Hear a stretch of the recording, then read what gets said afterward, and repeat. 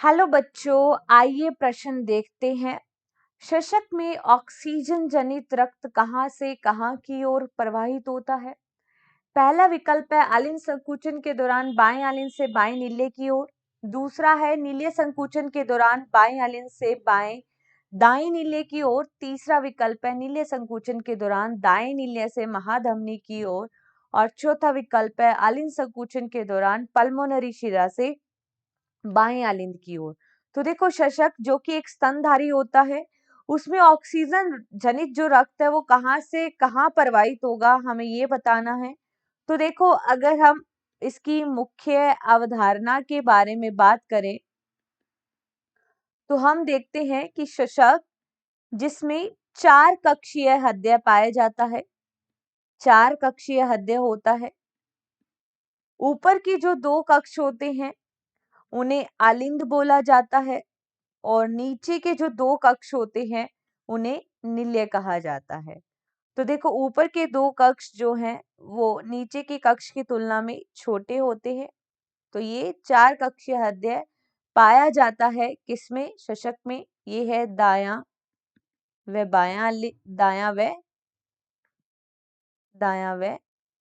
बायां आलिंद और नीचे के जो 2 कक्ष है उन्हें कहा जाता है दायां व बायां निलय, दायां व बायां निलय।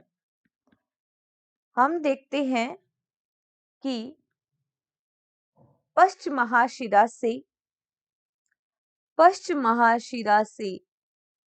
अशुद्ध रक्त, पश्च महाशिरा से अशुद्ध रक्त कहाँ आता है? अशुद्ध रक्त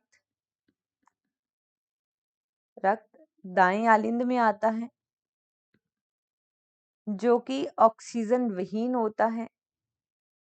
दाएं आलिंद से और बाएं आलिंद में क्या होता है? शुद्ध रक्त, जबकि दाएं आलिंद में अशुद्ध रक्त होता है।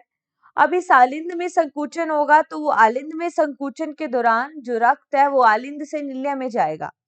अब दाएं निलय में अशुद्ध रक्त है और दाएं निलय में उपस्थित या जो अशुद्ध रक्त है वो फुफ्फुसीय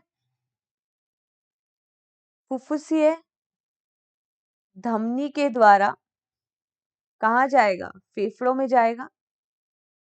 फुफ्फुसीय धमनी से जिसमें अशुद्ध रक्त है कहाँ जाएगा? फेफड़ों में। ये क्या है? फेफड़ों में। ठीक है, फुफ्फुसीय धमनी में अशुद्ध रक्त होता है। अब यह शुद्ध रक्त शुद्ध होकर के कहाँ जाएगा? फेफड़ों से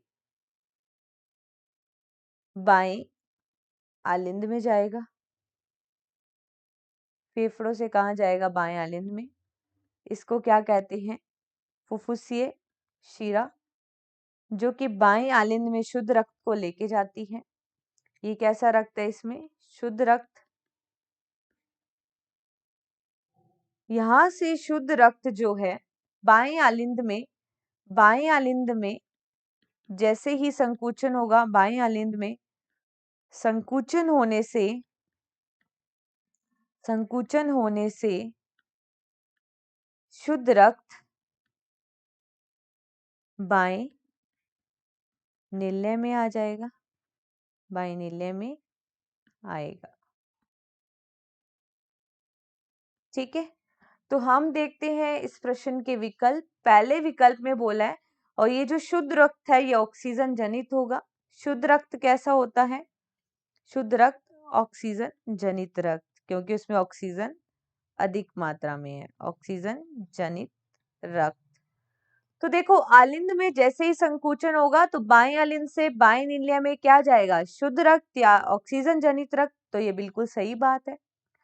दूसरे में बोला है कि नीले में संकुचन के दौरान दाएं आलिंद से दाएं नीले की ओर रक्त जाएगा। तो बिल्कुल गलत।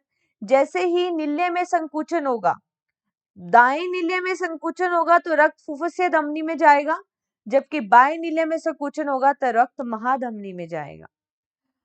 तीसरे विकल्प में बोला है कि नीले में संकुचन के दौरान दाएं नीले से महाधमनी की ओर। तो बिल्कुल गलत बात। महाधमनी जो है वो शुद्ध रक्त को लेके जाती है, जबकि दाएं नीले में अशुद्ध रक्त होता है। तो गलत हो गया। चौथे विकल्प में बोला है कि आलिंद के अंदर अगर संकुचन हुआ तो रक्त पल्मोनरी शिरा से बाएं आलिंद की ओर जाएगा।